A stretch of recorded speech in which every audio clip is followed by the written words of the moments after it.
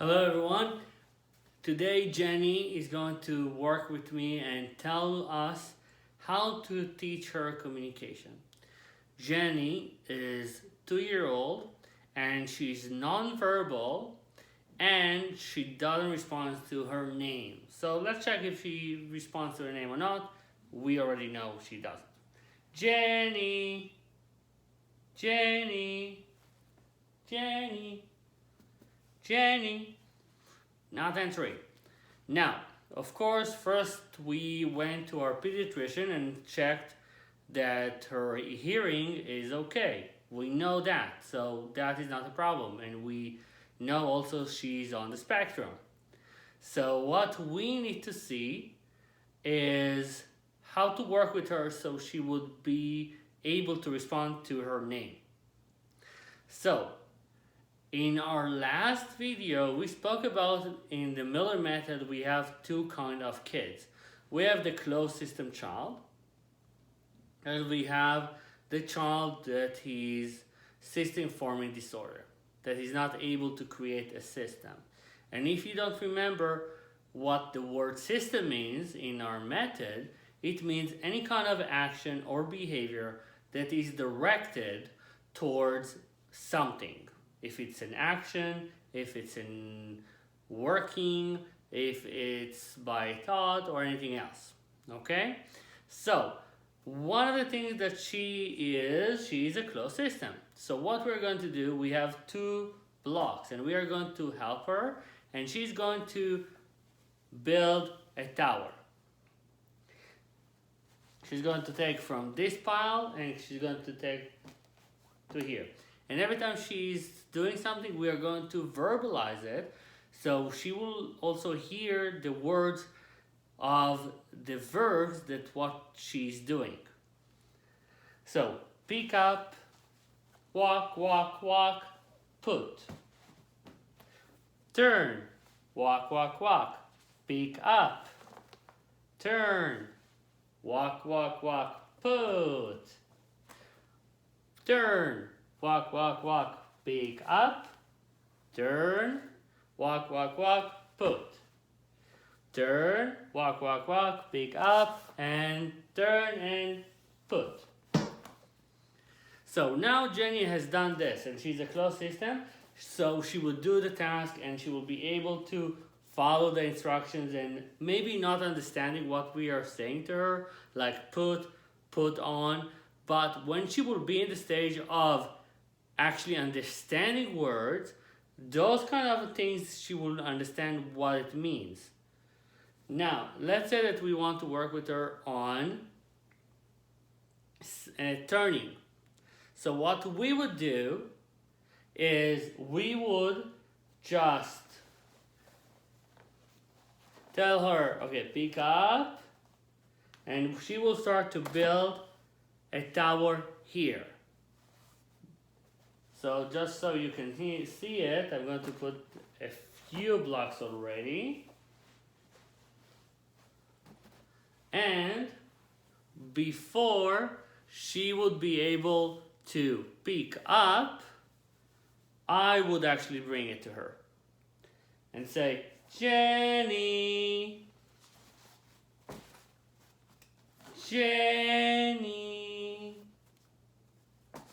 And every time that she would actually turn to me, even though that she's looking for this, we are making a connection. So she knows it's here, so she's turning and she's holding and she would put. And then after a couple of blocks, I can call her Jenny and she would turn, and then I would give her the block, the step, and she would do it. What did we do? We made a connection between turning your head when someone calling you and looking. Why is that? Why does that work? Because she needs to complete the system that she's in. She will need to build a tower. She wants to build it, she needs the blocks. So every time what we do is I call her Jenny and she's putting it. Jenny, and in front of her or behind her. And then I'm behind her and Jenny. Here you go. Jenny. Jenny. And every time you actually, and I will show you from here, you don't just call her Jenny or put her in front of her. Then your voice doesn't count. She knows it's here. So for her, this makes sounds, that's what she knows. You put her a little bit out of her eyesight, but she can see it a little bit. And then what will happen is she will, Jenny. She will turn and put. You can also, when you see that she knows it from this direction, from her left, you change it to the right. Jenny. Now, another thing that if we see that that doesn't work, we continue working on it and we continue to have many exercises with her so she will make the connection. Now, let's talk about why does this kind of thing works with kids with autism. Because everything that you need to know about communication, it's actually the triangle of communication. So what is the triangle of communication?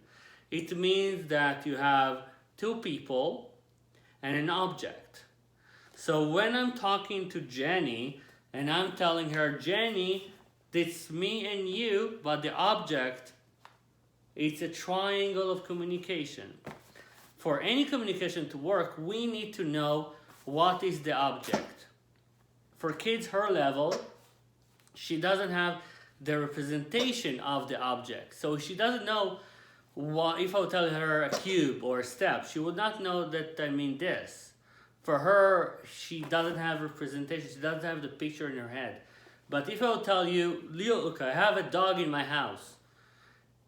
You know that the dog is an animal, 4 legs, a tail, fur, ears, and also that is something that's very fuzzy, that is very loyal, and a lot of other things. But we all know what a dog is.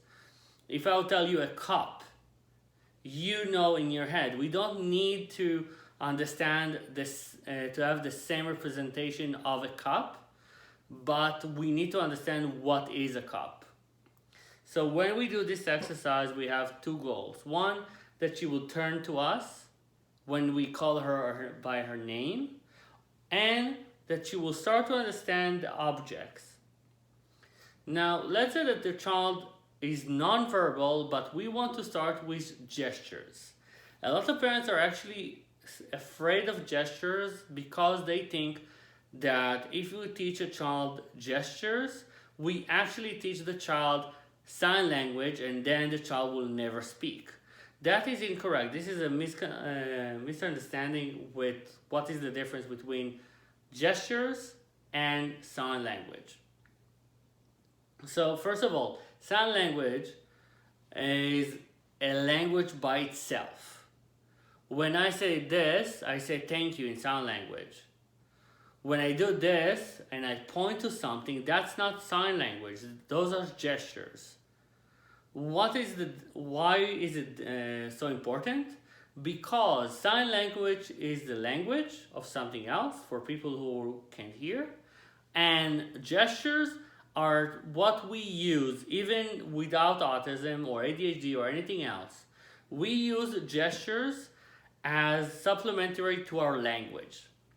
Think about this. Let's say that you are Canadian or American and speak only English or French if you're from Quebec. And you go to China and you don't understand Chinese. You don't know what Chinese is. And you go and you want to eat something in a restaurant. What would you do? How would you order? Would you do Google Translate and tell it to the salesperson? No. Maybe yes, but no. You would point. Why? Because when we have any kind of difficulty with language, we use it at the primal stage. primal stages of language. That means that if we have a word that we know in Chinese, we will try to use it. If we have the gesture, we would use that. And that is complicated. If you learn sociology, you know that there are different gestures for any part in the world. So that is also complicated, but that is a issue for another lesson. Okay, so how would I teach Jenny? How would I teach Jenny how to say, for example, I want? Or how would I teach her to say, give me? Or this, pointing? Or pointing to something else? Or even to say the word of an object? And why do we use that as a gesture, pointing and gesturing, and then one word? Because that is the development of language for a baby. This is the normal stages of language. Your baby, a neurotypical child, when he was a baby, you went with him to the supermarket, and when he or she pointed to a milk, you said milk. When you pointed towards a cookie, you said cookie. And then he or she heard the word, and they start to try to say it. There is, if you want more information, you can check Chomsky language development, and you will also see that during that stage of language development, your child will also make mistakes. Why? Because they are trying to learn how to say things and how to pronounce them. So in our next video, we are going to start learning about gestures. And that will be our next video, that we are going to learn a few things. First of all, how to find how your child is learning, how your child is communicating, and how to teach the child to communicate. Well, I hope you enjoyed this video. Jenny enjoyed it very much. She likes it very much, guys. I hope you write something in the comment.